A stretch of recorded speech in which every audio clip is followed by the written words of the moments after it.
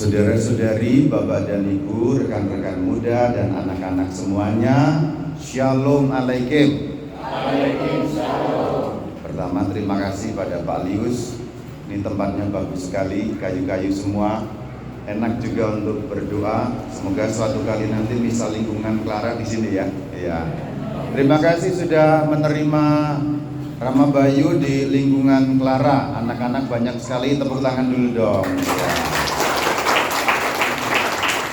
Nanti kita masukkan YouTube paroki ini ya. Nah, ini sebelum kita makan, ada makan nggak sih? Ada ya? Oh ya, puji Tuhan. Sebelum ada acara selanjutnya, katekesi sebentar supaya nanti dalam berdoa lebih benar lagi, dan yang paling penting supaya anak-anak generasi selanjutnya juga benar. Karena kalau kita orang Katolik itu ilmunya ilmu melihat. Jadi anak-anak melihat, mendengar dari apa yang dipraktikkan. Jadi maksudnya kalau kita keliru, nanti terus kelirunya panjang. Ada yang kurang tepat, disebut salah sih tidak, tapi sebut saja mau benar gitu aja ya. Bukan salah tapi mau benar. Tadi pada waktu kita berdoa, Rama Bayu menghitung dari awal sampai akhir ada 5 tanda salib yang digunakan. Sebelum doa yang membuka, 1. Sebelum rosario lagi. Setelah rosario lagi.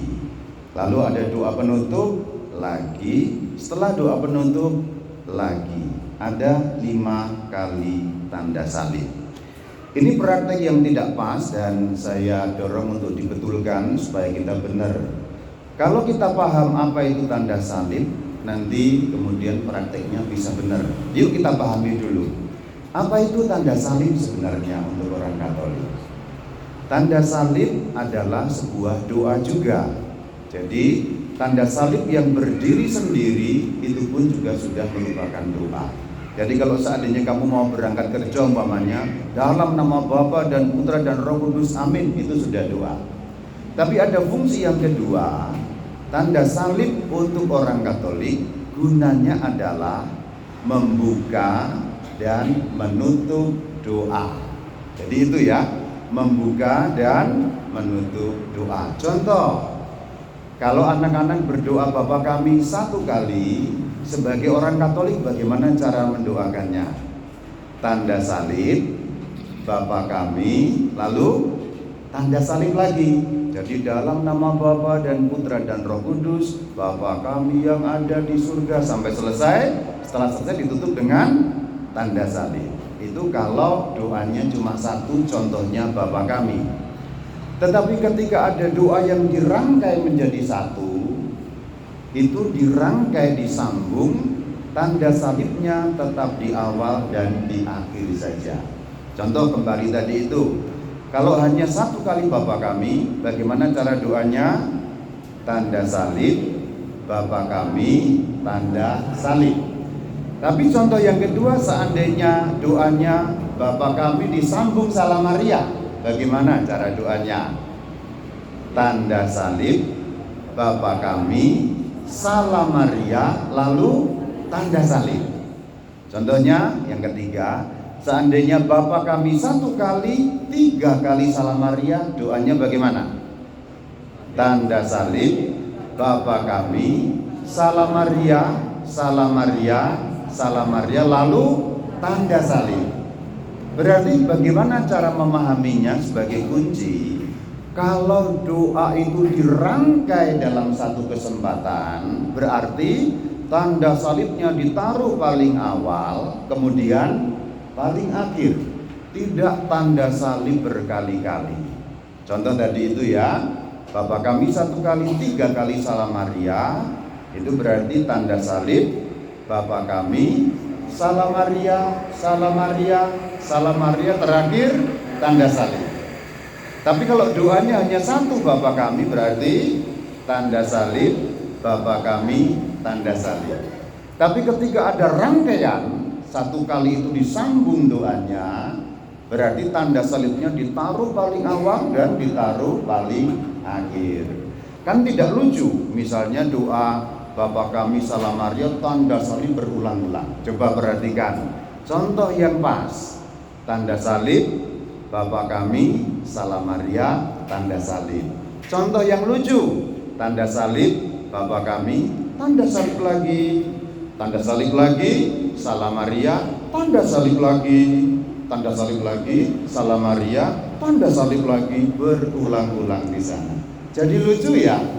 Jadi lucu. Jadi tadi yang dipraktekkan di sini itu doanya lucu. Yuk ketawa sama-sama yuk. Lucu. Ha ha ha ha ha. Karena tanda salibnya ada di mana-mana. Apakah salah Rama? Tidak, tapi menuju benar. Berarti kalau di dalam hal tadi itu kita doa, kira-kira yang pas bagaimana? Begini ya. Intinya adalah kalau ada doa yang bermacam-macam itu dirangkai dalam satu kesempatan, letakkan tanda salib paling awal dan paling akhir. Contoh tadi itu. Tadi doanya kan bermacam-macam ya. Apa saja doanya tadi? Doa pembuka, lalu doa rosario, lalu apa lagi? Ada litani, lalu doa penutup, penyerahan dan doa penutup. Berarti kalau praktek yang semestinya tanda salib membuka dan menutup, berarti bagaimana semestinya? Tanda salib paling awal, doa pembuka, nyambung doa rosario, nyambung doa penyerahan, dan nyambung doa penutup. Setelah doa penutup bagian terakhir kemudian tanda salib. Nah inilah kegunaan tanda salib yang kemudian kita bisa memahaminya dengan benar. Gak apa-apa, tidak salah dan tidak akan dihukum gantung, tenang aja, dan tetap bisa masuk surga, tenang aja ya.